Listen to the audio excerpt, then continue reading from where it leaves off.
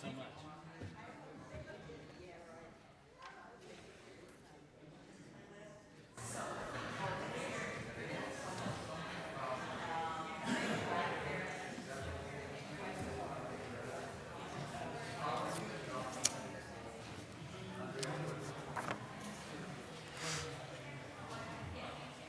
Good morning. Please join us in our gathering song 123 in the gray hymnal, Spirit of Life.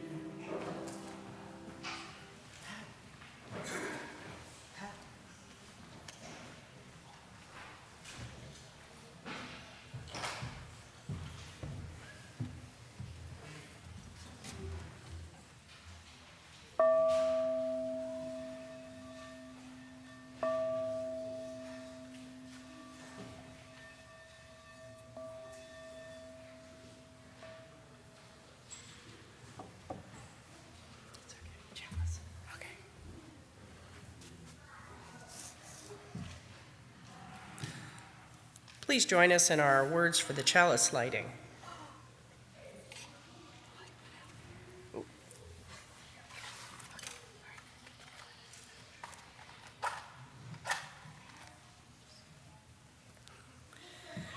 We light this chalice to celebrate Unitarian Universalism. This is the church of the open mind. This is the church of the loving heart. This is the church of the hands. Yeah, that's right. Together we care for the church and each other. Good morning. This confused service today is led by myself, Rita Volz. I welcome you to St. John's Unitarian Universalist Church. I'm filling in today for Mitra, who is on her sabbatical until the new year. We are the community of the brave, curious, and compassionate thinkers and doers. We are diverse in faith, ethnicity, history, and spirituality, but aligned in our desire to make a difference for the good. We have a track record of standing on the side of love, justice, and peace. We're so happy you have chosen to worship with us today. Please join us now for hymn number 346, Come Sing a Song with Me, and that is in the gray hymnal.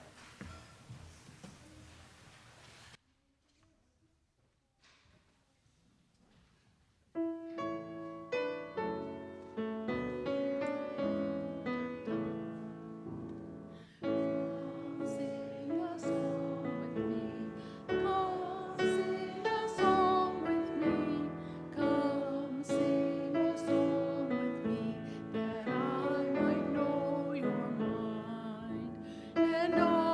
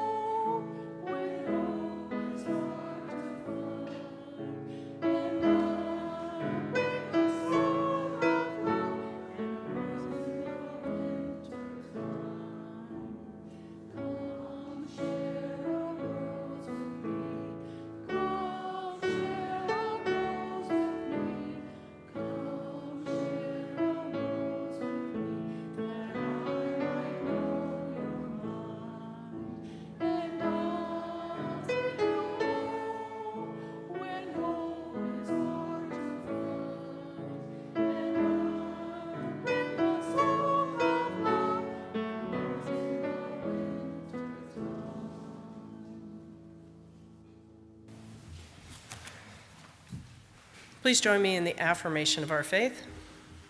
This is the mission of our faith, to teach the fragile art of hospitality, to revere both the critical mind and the generous heart, to prove that diversity need not mean divisiveness, and to witness to all that we must hold the whole world in our hands. At this time in our service, we invite you to come up and place a stone in the sand for any joys, concerns, celebrations, or sorrows that you may have in your heart today. If you have any joys or concerns to share with the community, please leave those on the table, and I will read them to all after the ceremony.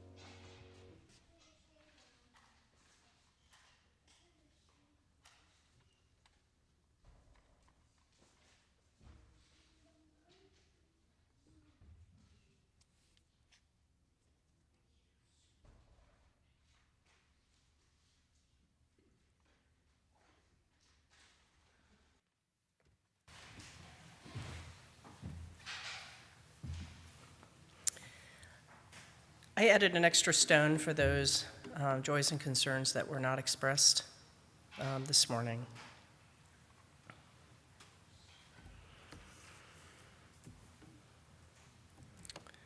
Next, we have a reading. Lynn?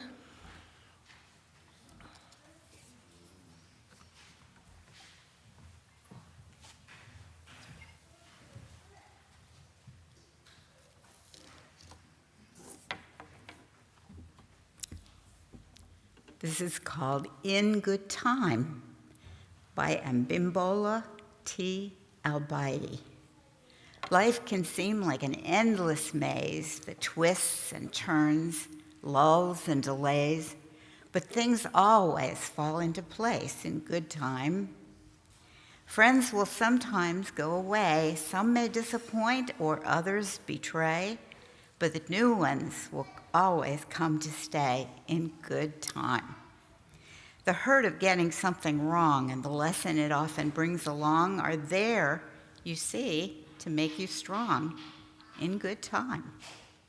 Kindness freely given away, unnoticed now, will somehow find its way back to you and come to stay in good time. Efforts seem not to pay to plan. Forge on, friend, doing the best you can. Fortune will find the deserving man in good time. Life can be tough, there's no doubt, but hope is the thing we can't do without. Right things with joy will come about in good time.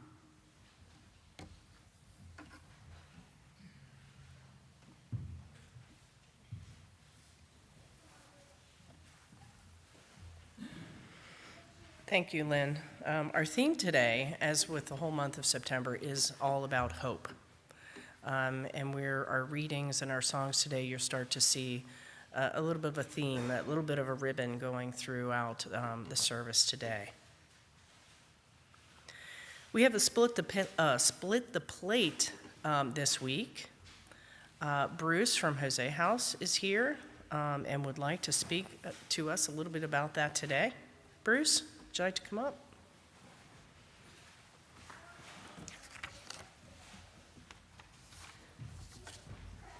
Thank you.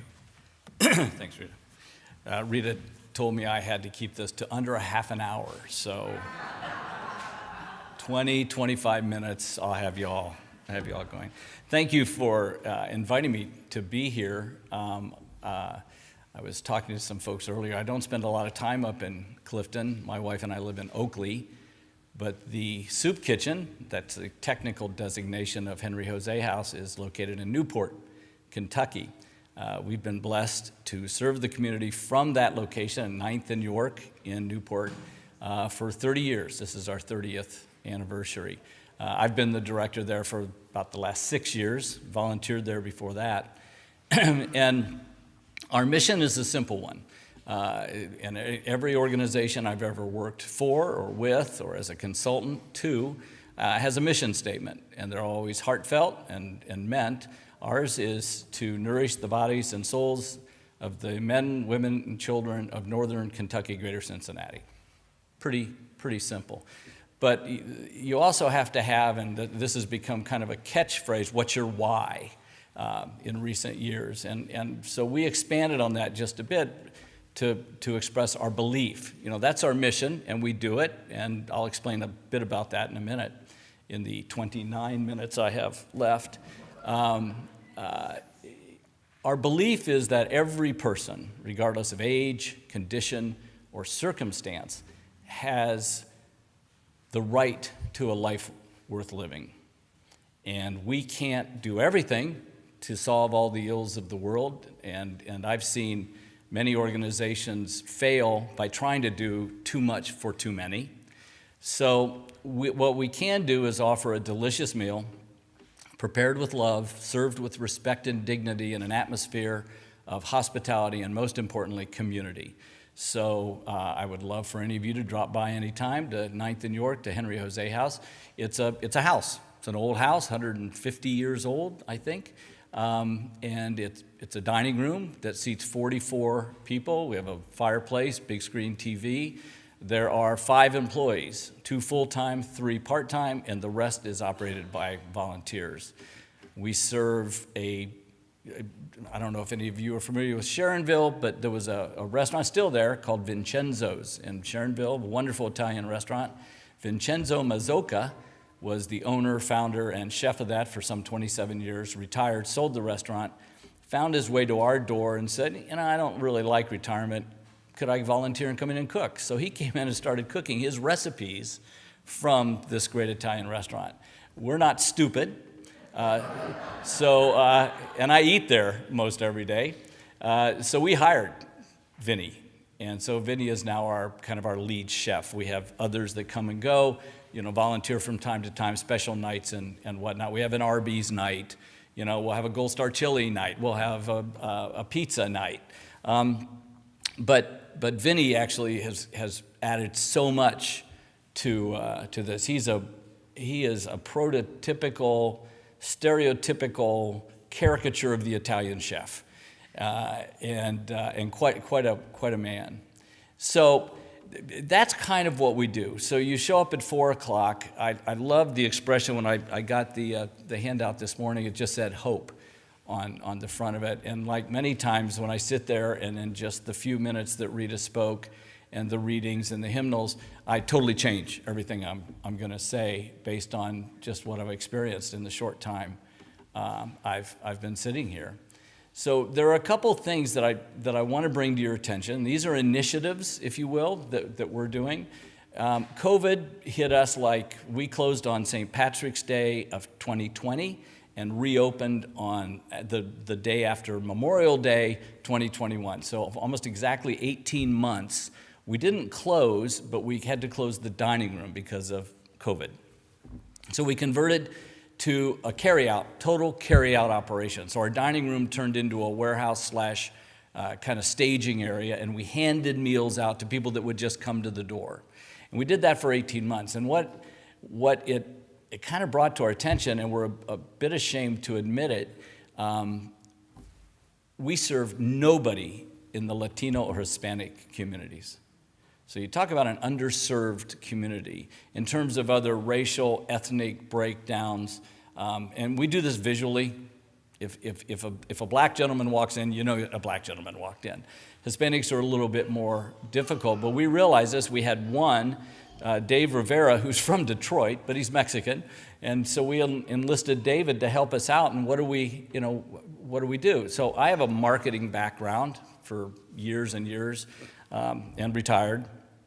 So when I get kind of a problem dropped on my lap, I go into, well, we got to sell this.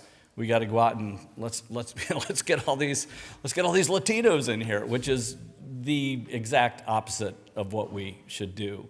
So I was blessed to be introduced to a fellow by the name of Reed Yearwood, who runs an organization in Covington called La Esperanza, and another fellow that's been my friend for some years now, Andy Brunsman, who runs Be Concerned, which is a wonderful pantry in Covington. And we kind of collaborated, and I said, what can I do?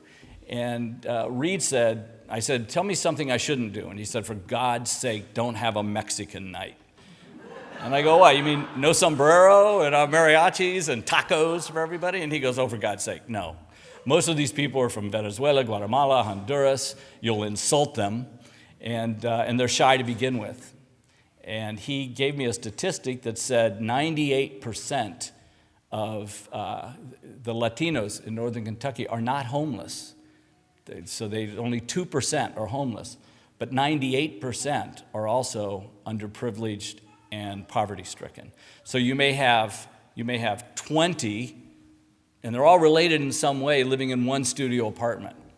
So I asked for Reed's advice. I said, what should we do? And he reminded me, and it was something my dad told me a long time ago. It's called, we kind of renamed it, but it's called the handkerchief concept. And I always carry, got it right here, always carry a handkerchief with me.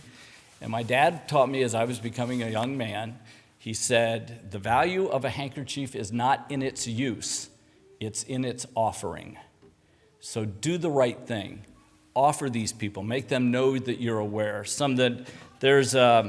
I can't say I have to get to my church after I leave here, but there are some things in the room for the social hour that we've done in Spain, little cards that we hand out at the local churches, Hispanic outreach centers and the like, just saying we're there. So that's all we're doing. We're simply making sure they know that we're here, that they are welcome. We have those chalkboard signs outside on the corner in Newport. Park benches, bus stop benches, things like that. Our website is now bilingual, things of that nature, just to invite them. If they come, fine. If they don't come, that's really not our concern. Our concern is that they know we're there. The other, and it's not as much an initiative. By the way, there's newsletters also if you want to learn a little bit more about us. The other thing is, and I was speaking with some of the folks earlier, you've got the banks here in Cincinnati. It's a beautiful thing. It's great to go to. I really don't go down there unless I'm going to a ball game. But it has some negative side effects. There's ripple effects in gentrification, if you will. So a lot of the people that lived along there went across the bridge to Covington. Well, now we have Ovation. Does anybody here know of Ovation? Okay, few. Ovation is right across the river from Paul Brown Stadium. It's in Newport. So if you got Newport on the levee, right next to it is this it's a venue. It's concerts, and I haven't been there, and I'm not even sure if it's open yet, but all along the Ohio River there is now being developed. And I went to a Newport Business Association meeting a couple of weeks ago, and one of the developers in the kind of the just conversations after the formal meeting said, it's the banks with a better view. And it is, because if you're in Newport, the views back at Cincinnati are amazing, really, really amazing. But they've closed, there's a apartment complex called Victoria Square. Some 200 families live there. This is all Section 8 affordable housing, closed. They're not reviewing any of the leases. And now what we're seeing, after we're just getting done with COVID and we're kind of getting back on our feet, COVID forced us to buy a lot of things that would normally donate it from Free Store Food Bank and Kroger because they had to redirect their efforts justifiably. So we're just getting back on our feet. And now all of a sudden we have new people coming in we've never seen before. We know most of the people. I'm in the dining room every night and we sit with them and talk to them and they become our friends. And all of a sudden we've got people coming in with suitcases. And they tend to be younger, and they may have a child or two. And these are people that had apartments. Whoops, sorry about that. Did I break it? I'm not going to hell. Okay. These are people that maybe had an apartment, maybe a child, jobs, but they were barely getting along. We talk about the working poor. That's who these people would be. And somebody, I wish I'd made this up, but I didn't. They said it's the perfect storm. The rents in the Cincinnati, Northern Kentucky area are rising higher on a percentage basis than anywhere in the country. I don't know if you're aware of that. So rents are skyrocketing. So people that, their leases come up and 20% up. So you've got these people that are barely affording their housing. They may have children, so they've got health care costs, school-related expenses and the like, and they have to eat. So all of a sudden, this perfect storm of skyrocketing rents, the loss of affordable housing, which we're seeing I live in Oakley, so I'm a violator of that. When we moved into Oakley, it was a rough area. Now, Oakley's cool. Who knew? And so for us personally, that's kind of great. We rehabbed this old house, and that's good for us, and Oakley's fun to go to, but it displaced people.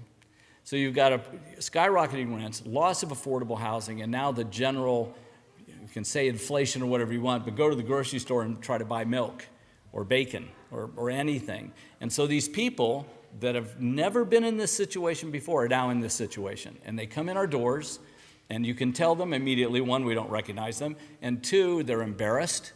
They don't know the deal. They don't know that you come in here, stand in that line, go through there, and then, there's where you dump your trays, and they don't know, and they're embarrassed. They're just kind of, and so part of my job, and Kim, who works with me there, we greet these people. And, we treat it like a restaurant. It's just like a restaurant. You come in, we help you sit, we serve you, and they're all talking about hope. They've lost it. They've lost it. The diners that have eaten with us for years, they always talk about what was. If you sit down and talk, I ran track when I was in high school, or I was this, I was that, I was. A lot of these people, their hope is to get a good meal, survive the night, have a warm place to sleep. So while our mission is food-based, we also help people get Social Security cards. We also take small donations of food, clothing items, and especially in the winter, knit hats, socks, things like that. We do clothing drive to that effect. But these new people, they're losing hope. They're still like, I mean, they're defensive. They'll say, when we get back on our feet, we're going to come volunteer here. And we said, well, that'd be awesome. That'd be great. We'd love to have you. In the meantime, you know that at least one time a day, 7 days a week, you can come here and get a good meal and relax and build community. These people, 2-3 years ago, when fentanyl was really just hitting the streets in northern Kentucky, it was a fight every night, drug deals, the police. I mean, it was, and as you can see, I am a massive human being. I've obviously schooled in martial arts. I'm the biggest wimp on earth. But you'd have these deals breaking. I mean, it was awful. That's kind of calmed down now. And the deaths are going up, but the people that we see are people that are in real need and just want a little hope. That's all they want. They either want to get back on their feet or make it to the next day. So anyhow, I think my 25 minutes just flies by. This is a church service, so and unfortunately I can't stay for the social hour. I appreciate you having me here. Like I said, we've been there for 30 years. We love volunteers, so there's phone numbers on everything, and if you'd like to call and volunteer, it's actually a lot of fun. We do a lot of churches, a lot of schools, service hours for all the Catholics in the area. They all have to have their service hours. Boy Scout troops, families. We're now seeing a lot of companies that use us as like team building exercises. So there'll be a small computer software company, and they'll have a group come together and serve as kind of a team and camaraderie building activity for them. So again, thank you so much, Rita. Thank you. God bless you all, and thank you for having me and thinking about Jose House. Thank you. Thanks.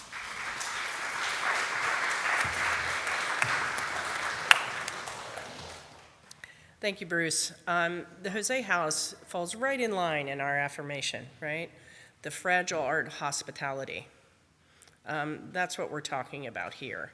Providing food to those who don't have it. Nourishment. So I ask you to give today. Keeping in mind, we are going to move to the offertory next. If you are making a cash offering today, 50% of that will go to Jose House. If you're writing a check, please note in the memo line, how much of your donation today you would like to go to the Jose House. For those online, there will also be a link for you to be able to donate in that way. Please give as the Spirit moves you.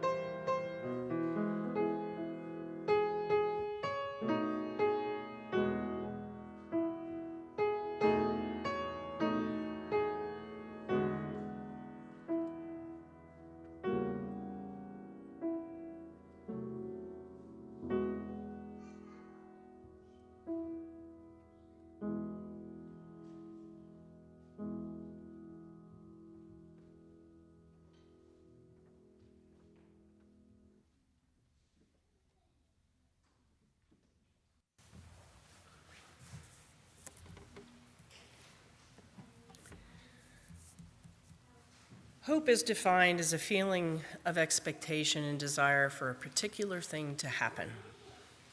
We can hope for a new job, better health for an ailing family member or friend, beautiful weather so we can enjoy the outdoors this weekend.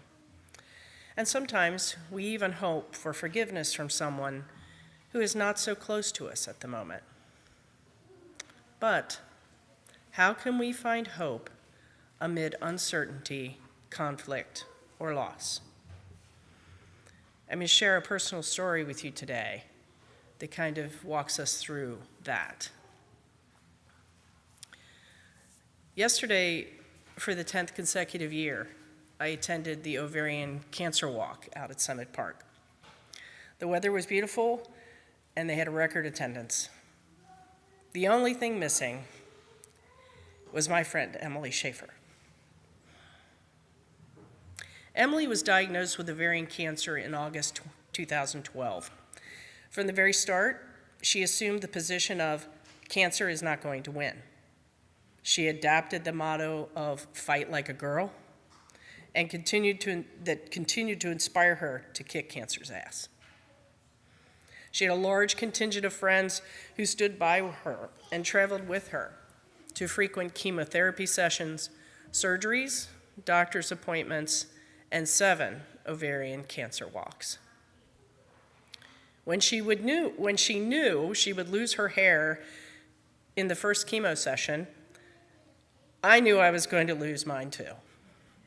So on a sunny Saturday afternoon in 2012, right before the Buckeyes game, I got a haircut.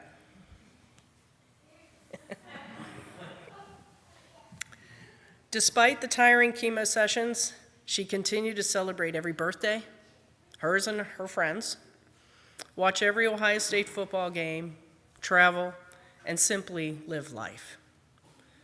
Everyone's level of hope was high that she was going to survive this. She had the love and support of everyone around her, and she would never let anyone believe for a minute that her hope was gone. In late October 2019, Emily's doctor found a few hot spots and a small tumor on her stomach. She wanted to avoid radiation treatments, so she took the road that was most familiar to her and started a full regimen of chemo, 13 sessions. These would be longer and more impactful, but she was committed as ever to beating cancer. We took turns and spent half days at the hospital for each treatment to buoy her spirits. Once again, hope ruled. On February 12, 2020, I was making my way back to the US after a 2-week trip in India when I received a call from a friend who told me that Emily had taken a turn for the worse. She had a very difficult holiday season, and in February could not seem to keep any food down. I arrived at the hospital on February 13th in time to receive the news that the tumor on Emily's stomach was now larger and inoperable. There were no more second chances. There would be no chemo treatments or surgeries. Hospice would be involved now to make her passage from this world to the next as comfortable as possible. Over the next few days, as Emily relinquished hope, I watched the life of her, everything she was, her fierceness, her humor, the spark, slowly drain from her. It was a night and day difference, and one that I will never forget. My hope drastically changed in those 5 remaining days of her life, from encouraging her to fight to hoping that she would pass quickly and her suffering end. When you feel that all hope has been lost, there is still something to hope for in that moment of uncertainty, conflict, or loss. I know that Emily's hope for those she left behind was that we live our best life. And with that, hope lives on.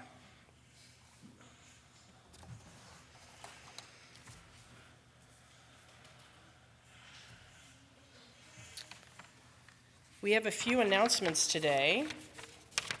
Kathy, would you like to come up? We have master planning team announcements and discussions.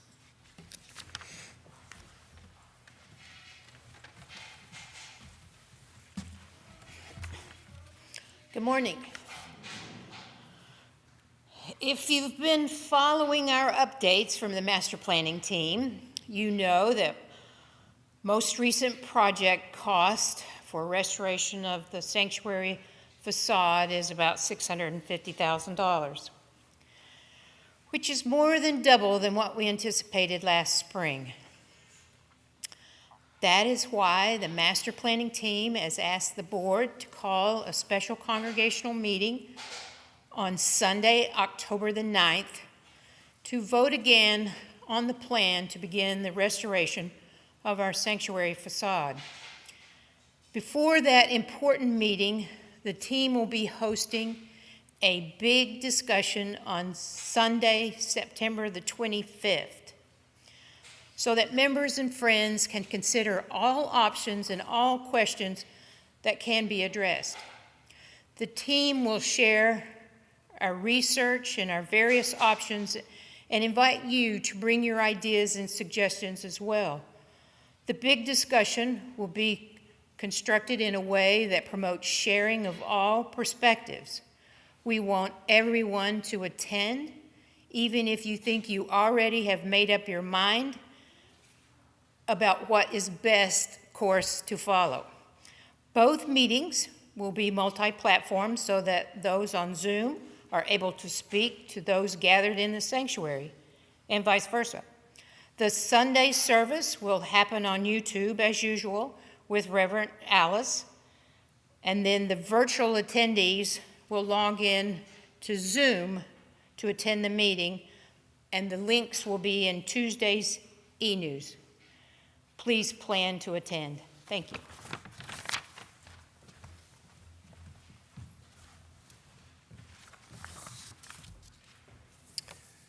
Flower donations are still needed for the upcoming months. Forms are located on the bulletin board outside the church office, so if you care to share some flowers with us, we would certainly appreciate that. Social justice renew. Social justice conversation will be held on Tuesday, September 27th in Kroll-Pfeiffer. Please attend if you're involved in any social justice activities or would like to become involved in social justice work. Now we have a bit of conversation about Out of Darkness. Hello again. You missed me, I know. Yes, the Out of the Darkness walk is on that same day that you heard for the master planning on October 9th. So what you can do is you can still register as a supporter, or if you're not a member, you're welcome to join me. And if you can't vote, you can always come visit. So we will be there. I have cards out there that you could take to register at home with a little QR code and the website, or I tried to bring my computer, but it's on the fritz. Bridget said she might have hers. We'll see. So it is October 9th, and of course the ALS walk is the 25th that we talked about. Also at 11 o'clock, so we've got a lot of conflicts. Maybe the Matthew 10:25 walk, when's that? Okay, so in theory, that'll be okay. And a totally unauthorized, only mildly related announcement is the Ohio Pet Sanctuary. They came here a few years ago for an adoption event for cats. They are having their 10th anniversary party on Saturday, October 1st from 11 to 3 at Cincinnati State. Let me know if you have any more questions. So again, I will be out there. There's a QR code. You can sign up on your phone. I can help you with it for the Out of the Darkness walk. And yeah, questions, comments, issues, concerns, I'm right out there. Thank you.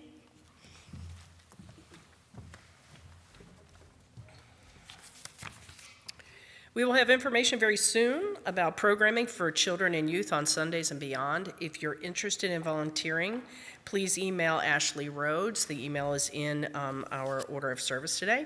She'll put you on the list for updates and get you background checked, etc., if you don't already have one. Also, I'd like to remind everyone, on October 2nd, we have German Heritage Homecoming Sunday. I promised brats and Mets and veggie dogs last year.